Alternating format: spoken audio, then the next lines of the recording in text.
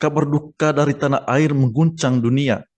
Duka mendalam dunia menguar, khususnya komunitas persepak bolaan, setelah kerusuhan pertandingan sepak bola Liga 1 antara Arema FC versus Persebaya Surabaya di Stadion Kanjuruhan, Kabupaten Malang, Jawa Timur pada 1 Oktober 2022. Tercatat sebanyak 130 lebih korban tewas dan ratusan lainnya luka-luka. Kerusuhan juga mengakibatkan kerusakan sejumlah fasilitas stadion. Sebanyak puluhan kendaraan milik kepolisian dirusak dan dibakar massa yang tersulut amarah.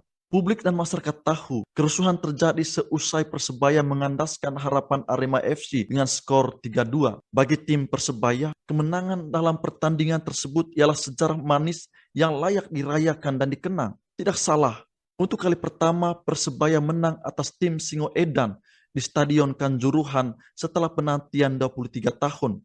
Kemenangan ini tanpa dihadiri oleh pendukung Persebaya unik dan serentak menarik. Kondisi dan situasi batin yang berbeda dirasakan oleh pendukung Arema. Kalahan tim kesayangan membuat mereka sebagian meradang. Terlebih lagi, kalah di kandang sendiri. Sungguh menyakitkan. Sejumlah supporter meluapkan kekecewaan dengan turun ke lapangan. Jumlah penonton yang turun ke lapangan terhitung sangat banyak. Kita selayaknya mengumandangkan duka yang mendalam dan bela sungkawa untuk semua korban dalam peristiwa berdarah di Stadion Kanjuruhan. Tidak ada yang menghendaki ini terjadi, pun kita harus akui bahwa tidak ada yang merencanakannya. Masyarakat dan netizen secara serempak menyalahkan polisi, aparat keamanan. Sikap masyarakat dan netizen cukup beralasan dan berdasar. Dari informasi yang kita dalami, kaos yang terjadi di dalam Stadion Kanjuruhan bukanlah bentrok antara supporter, tetapi kericuhan antara penonton dan aparat. Pertanyaannya, apakah kekacauan tersebut murni karena kecerobohan aparat yang mana menyemprotkan gas air mata kepada para penonton? Apakah gas air mata sebagai penyebab tunggal peristiwa menyedihkan itu? Tentu ini bukan perkara jawab ya atau tidak. Sepertinya rumit dan memang sesungguhnya rumit. Kita tahu berdasarkan regulasi FIFA sudah jelas ada larangan penggunaan gas air mata ketika menangani massa dalam stadion. Larangan seperti itu bersifat mengikat. Polisi bisa saja mengatakan bahwa penembakan gas air mata sebagai tindakan yang layak dalam kondisi yang mendesak. Aparat keamanan pun sudah membuat pernyataan yang cepat. Adalah fakta bahwa aparat kepolisian yang dibantu oleh TNI kewalahan membendung penonton yang turun ke lapangan. Karena gagal menghalau penonton yang nekat ke lapangan, aparat kepolisian kemudian menembakkan gas air mata untuk mengendalikan keadaan. Namun, langkah petugas kepolisian yang mengeluarkan jurus pemungkas gas air mata membuat suasana tidak kondusif alias kacau. Kapolda Jawa Timur Irjen Pol Niko Afinta yang mengatakan bahwa kericuhan semakin tidak terkendali saat petugas menembakkan gas air mata. Gas air mata yang membuat penonton berhamburan keluar stadion. Mereka berdesak-desakan untuk menyelamatkan diri keluar dari ruangan padat massa dan penuh asap pedas.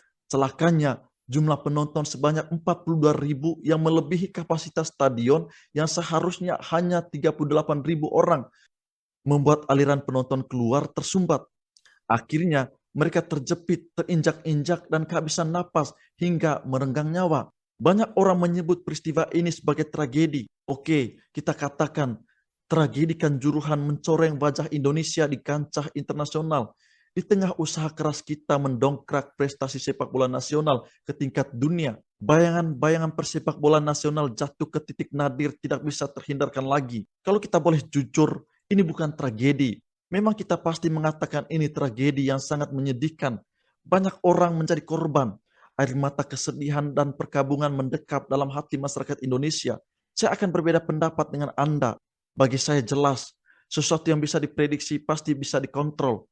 Tragedi itu bukanlah sesuatu yang bisa diprediksi dan dikontrol. Dan itulah nasib manusia.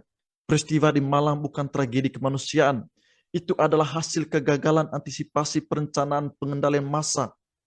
Di atas nasib manusia, ada hal-hal teknis yang gagal dipertahankan oleh mereka yang merencanakan suatu kegiatan. Sekali lagi, jelas, mohon maaf saja, peristiwa menyeramkan ini sebagian besar adalah hasil kegagalan antisipasi perencanaan pengendalian massa. Selain itu, setidaknya peristiwa kelam ini menunjukkan buruknya pengelolaan persepak bola nasional, terutama manajemen pertandingan. Antusiasme penonton yang ingin menikmati sajian tarian taktik dan konsep tim kesayangan di lapangan hijau tak pernah padam. Hal itu sebenarnya modal sosial yang sangat berharga untuk pengembangan persepak bola nasional. Sayangnya gayung tak bersambut. Saya dan barang tentu juga Anda bersepakat. Kita ingat beberapa waktu sebelumnya, dua supporter sepak bola pendukung tim Persib Bandung harus kehilangan nyawa saat akan menyaksikan pertandingan Piala Presiden 2022 di Stadion Gelora Bandung Lautan Api pada Juni yang lalu. Dari peristiwa Kanjuruhan terungkap fakta-fakta pengabaian akuntabilitas pertandingan dan manajemen antisipasi resiko yang tidak ideal, seperti jumlah penonton yang melebihi kapasitas, waktu pertandingan tidak sesuai arahan pihak kepolisian, kekerasan aparat, supporter yang anarkis, pengurus yang hanya tahu politik, panitia penyelenggara dan TV penyiar yang hanya tahu uang dan rating. Sungguh tepat apabila Presiden Joko Widodo memerintahkan untuk memberhentikan sementara semua turnamen Liga 1. Selain itu, Bapak Presiden juga meminta Kapolri untuk menginvestigasi secara tuntas peristiwa Kanjuruhan. Kita sebagai masyarakat mendukung total langkah responsif tersebut. Investigasi tidak perlu berlama-lama lagi. Pasalnya sudah terang benderang, siapa saja yang bekerja tidak sesuai prosedur. Semua pihak yang bersalah mesti dibawa ke ranah hukum. Investigasi dan evaluasi secara menyeluruh mesti menjadi momentum bersih-bersih benalu persepak bolaan nasional. Evaluasi total kepada PSSI dan penyelenggara kompetisi Liga 1. Desakan evaluasi juga datang dari Menteri Koordinator Hukum dan Keamanan Mahfud MD. Sepak bola jangan menjadi kuburan massal. Sepak bola ialah olahraga rakyat, harus menggembirakan, membahagiakan, dan bagian dari kohesi sosial masyarakat. Oleh karena itu, nyawa manusia harus tetap berada di atas sepak bola.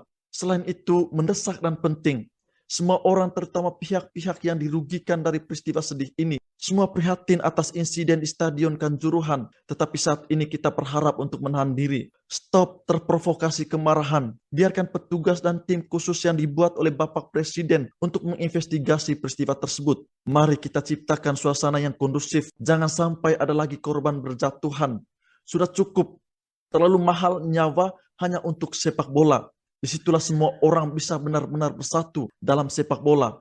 Kita hanya memandang dan menyaksikan kelincahan para pemain dan berbagai taktik, teknik, dan skill yang tercipta.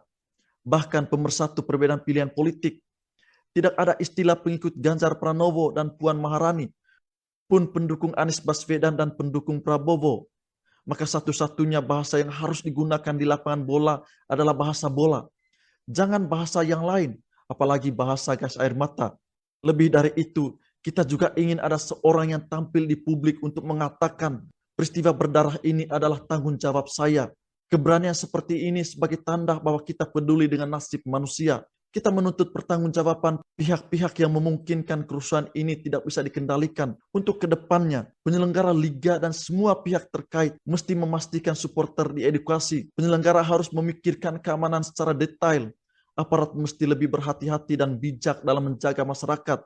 Lebih penting lagi, berhenti saling tuding demi kepentingan sempit. Ujung-ujungnya sepak bola pula yang akhirnya terjepit.